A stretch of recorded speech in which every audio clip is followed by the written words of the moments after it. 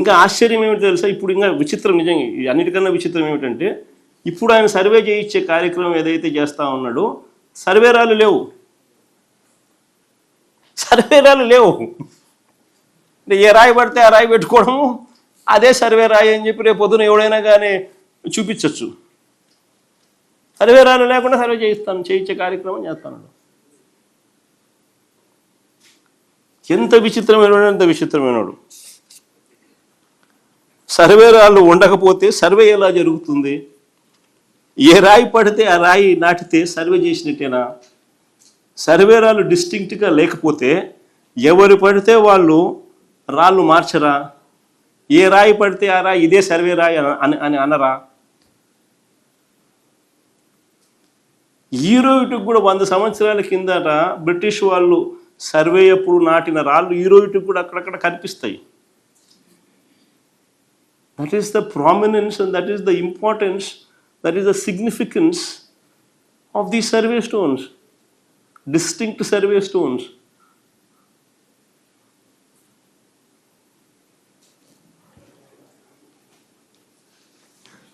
అసలు సర్వే అంటే ఏందో ఈ మనిషికి తెలియదు. ఫస్ట్ ఈ మనిషికి చిత్తశుద్ధి లేదు. చిత్తశుద్ధి ఉంటే ఈ జరగవు, ఈ తప్పులు జరగవు. చిత్తశుద్ధి లేదు కాబట్టి ఈ తప్పులు జరుగుతూ ఉన్నాయి. మా మీద కక్షతో, తన సేడిజంతో ఇప్పుడు సర్వేను ఏ స్థాయిలోకి తీసుకొని పోతా ఉన్నాడంటే దాని అంతిమ లక్ష్యాలను పూర్తిగా నీరుగార్చే కార్యక్రమం చేస్తూ ఉన్నాడు, గందరగోళం సృష్టించి. అసలు సర్వే పూర్తయ్యాక గ్రామ వార్డు సచివాలయాలలో రిజిస్ట్రేషన్ సేవలు అందుబాటులోకి తీసుకొచ్చే కార్యక్రమం పూర్తిగా వదిలేసినాడు. అసలు గ్రామ వార్డు సచివాలయాలలో రిజిస్ట్రేషన్ అనే కార్యక్రమం ఎందుకు అంత ఇంపార్టెంట్ అంటే కళ్ళ ఎదుటే రిజిస్ట్రేషన్ ప్రక్రియ జరిగినప్పుడు రికార్డ్స్ అప్డేట్ అవుతూ ఉన్నప్పుడు అంత గ్రామస్తులే అదే గ్రామంలోనే అన్నీ జరుగుతూ ఉన్నప్పుడు మోసం చేయడానికి కష్టమవుతుంది. ఎవరైనా అన్నీ తెలిసిపోతాయి కాబట్టి అలర్ట్ వస్తుంది. అలర్ట్ వచ్చిన వెంటనే చూస్తాడు, పక్కనే ఉన్నాడు కాబట్టి, ఇంటి పక్కనే సచివాలయం కాబట్టి, ప్లస్ వాళ్ళ ఊర్లోనే ఉంటాడు కాబట్టి ఎవరైనా చేసేవాడు కూడా ఏదైనా మోసం చేయాలంటే భయపడతాడు, మళ్ళీ వాళ్ళు వచ్చి కొడతారేమో అని, పక్కనే ఉంటారని.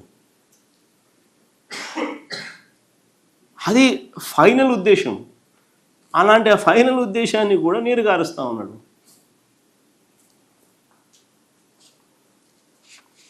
ఇంకొకటి ఆశ్చర్యకరమైన విషయం ఏంటో తెలుసా, మా పట్టాదారు పాస్బుక్ మేము ఇదే సేమ్ టు సేమ్ పట్టాదారు పాస్బుక్ మా హయాంలో మేము ₹55.79 ఇస్తే ఈయన పట్టాదారు పాస్బుక్ తీసుకొని కలర్ మార్చి పట్టాదారు పాస్బుక్ ఈయన ఇస్తూ ఉన్నాడు.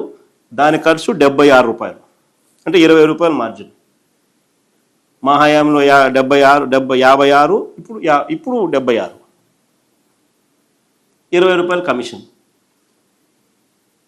ఏదైనా కమిషన్ కోసం ఏదైనా కానీ వదిలే కార్యక్రమం అనేది జరగదు. దేన్ని వదలడం అనేది చంద్రబాబు నాయుడు హిస్టరీలో ఉండదు.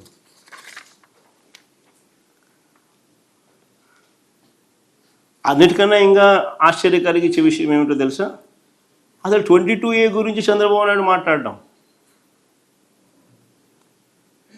22Aను 2016లోను 2018లోను ప్రత్యేకంగా జీవోలు ఇచ్చి ప్రోహిబిటివ్ లిస్ట్ కింద పెట్టి రైతులను, పేదలను, భూ యజమానులను ఇబ్బందులు పెట్టిన ఘనత ఎవరిదైనా ఉంది అని అంటే చంద్రబాబు నాయుడుదే. 2016, 2018లో అడ్డగోలుగా జీవోలు ఇచ్చి అడ్డగోలుగా 22Aలో పెట్టి ఇబ్బందులు పెట్టిన పరిస్థితి. తప్పులు ఆయన చేస్తాడు. 2016లో ఆయన ఇచ్చిన జీవోలు, 2018లో ఆయన ఇచ్చిన జీవోలు, తప్పులు ఆయన చేస్తాడు, బురద వేరే వాళ్ళ మీద జరుగుతాడు. మా ప్రభుత్వ హయాంలో ఆ తర్వాత మేము వచ్చిన తర్వాత రైతులను, పేదలను దృష్టిలో ఉంచుకొని వారికి శాశ్వత హక్కులను కల్పించాం. మేము తీసుకున్న విప్లవాత్మక నిర్ణయాల వల్ల రాష్ట్ర వ్యాప్తంగా 20,24,000 మంది పేదలకు, రైతులకు ఏకంగా 35,44,000 ఎకరాలపై హక్కులు లభించాయి మేము తీసుకున్న నిర్ణయాల వల్ల. ఇందులో ప్రధానంగా అసైన్డ్ ల్యాండ్ పొంది 20 ఏళ్ళు దాటితే వారి భూముల మీద వారికి పూర్తి హక్కులు కల్పించిన చరిత్ర మా ప్రభుత్వంలోనే జరిగింది. ఒరిజినల్ అసైనీలకు లేదా వారి వారసులకు మాత్రమే వర్తింపు చేస్తూ మేము తీసుకొచ్చిన ఈ చట్టం ద్వారా ఏకంగా 15,21,160 మంది అసైన్డ్ నిరుపేదలకు 27,41,698 ఎకరాలపై పూర్తి యాజమాన్య హక్కులు వచ్చాయి మేము తీసుకున్న నిర్ణయం వల్ల.